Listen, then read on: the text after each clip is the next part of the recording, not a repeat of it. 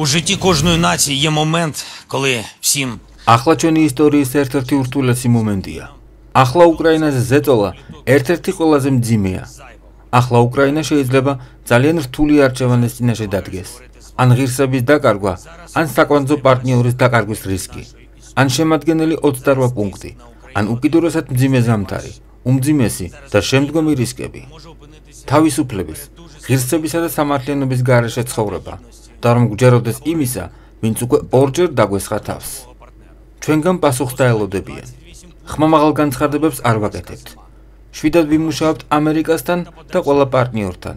იქნება გადაწყვეტილებების კონსტრუქციული ძიება ჩვენს მთავარ პარტნიორთან. არგუმენტებს მოვიყვან, დარწმუნებას ვეცდები. ალტერნატივებს შევთავაზებ, მაგრამ ნამდვილად არ მივცეთ მტერს იმის თქმის საბაბს, რომ უკრაინას არ სურს მშვიდობა, რომ ის შლის პროცესს და უკრაინა არ არის მზად დიპლომატიისთვის.